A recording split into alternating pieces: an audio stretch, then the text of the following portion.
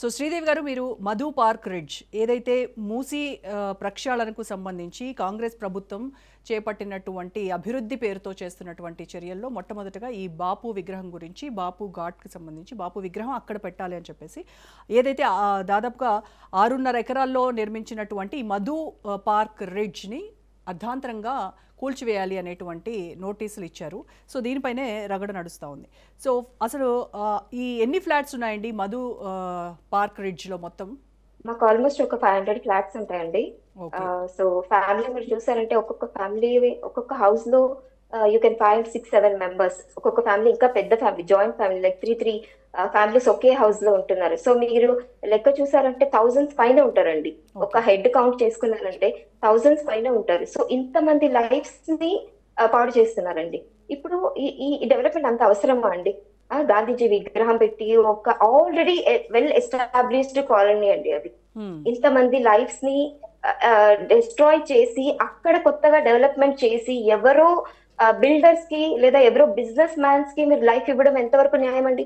ఒక common man life ని spoil చేసి మీరు ఒక బిల్డర్స్ లేదా బిజినెస్ మ్యాన్స్ కు లైఫ్ ఇవ్వడం ఎంతవరకు న్యాయం అది? అసలు మీరు ఒక కామన్ మ్యాన్ గా ఆలోచించండి. మా ప్రాబ్లమ్స్ ఎట్లా ఉందంటే, మా ఏజ్ వాళ్ళు ఎంతో మంది ఉంటారు, ఇంకా చాలా సీనియర్ సిటిజన్స్ వాళ్ళు కూడా ఉన్నారండి. అసలు ఎవరిని ఓదార్చలేకపోతున్నామండి. ఏదో మాకు కొద్దిగా మిడిల్ ఏజ్ వాళ్ళు ఏదో కొద్దిగా కష్టపడి పోరాడుతున్నాము, అది ఇది ఫైట్ చేస్తున్నాం, సో దట్ అట్లీస్ట్ మాకు ఒక జస్టిస్ దొరుకుతుంది అని చెప్పి. బట్ సీనియర్ సిటిజన్స్ అయితే అస్సలు ఓదార్చడం చాలా కష్టం అవుతుందండి.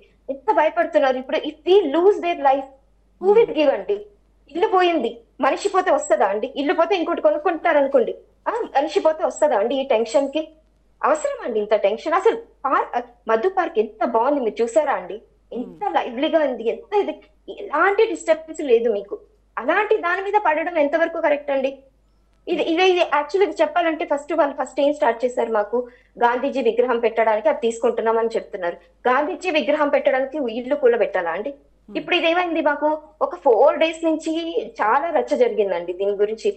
ఇలా మధు పార్క్ వల్ల, ఇది గాంధీజీ స్టాచ్యూ వల్ల మొత్తం ఇంత లైఫ్ ఇదవుతుంది, స్పాయిల్ అవుతుంది అనేసి మొత్తం సోషల్ మీడియాలో హల్చల్ అయ్యేసరికి ఇప్పుడు ఏం చెప్తున్నారు? దాన్ని రివర్స్ చేసేస్తున్నారు. ఏంటి? బఫర్ జోన్ లో ఉంది అందుకని. అంటే ఇన్ని రోజులు మీకు తెలియదు అది బఫర్ జోన్ లో ఉందని? పనిష్మెంట్ ఎప్పుడండి? 2004 నుంచి అది కన్స్ట్రక్షన్ స్టార్ట్ అయిందండి. 2004 నుంచి నాకు తెలిసే వరకు 2004 నుంచి కన్స్ట్రక్షన్ వాస్ స్టార్టెడ్.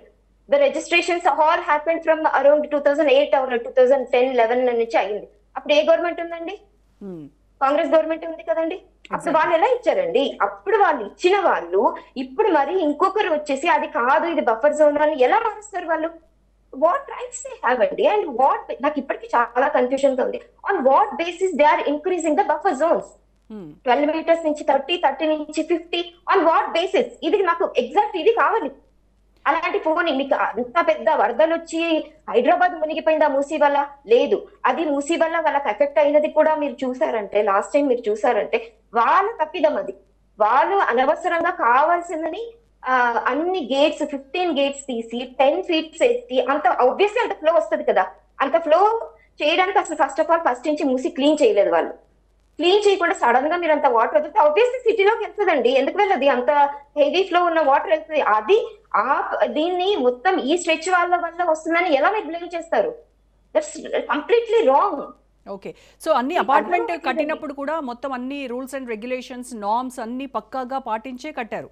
వాటిలో కూడా ఎక్కడా కూడా కంప్లైంట్స్ ఏమి లేవు మ్యామ్. అన్ని రూల్స్ ప్రకారమే అన్ని వెళ్ళాం. అలా రూల్స్ లేకపోయి ఉంటే మాకు వాటర్ కానీ ఎలక్ట్రిసిటీ కానీ ఇవన్నీ ఎందుకు ఇస్తారు మేడం? ఎవ్రీ మంత్ దాని బిల్స్ కలెక్ట్ చేస్తున్నారంటే దాన్ని బట్టి తెలుస్తుంది కదా ఇది లీగల్ అని చెప్పి. సో ఇన్నేళ్లుగా లేనిది ఇప్పుడు all of a sudden buffer zone లో ఉంది అని ఎలా చెప్తారు? అంటే కేవలం అది బాపు విగ్రహం కోసం, అలాగే మూసీ సుందరీకరణ, మూసీ పునరుజ్జీవం పేరుతో అక్కడ ఉన్నటువంటి 500 కుటుంబాలను రోడ్డున పడేస్తున్నారు, అంతే కదా? అంతే. రైట్, వాళ్ళకి కావాల్సిన బిజినెస్ ఇది. రైట్ శ్రీదేవి గారు.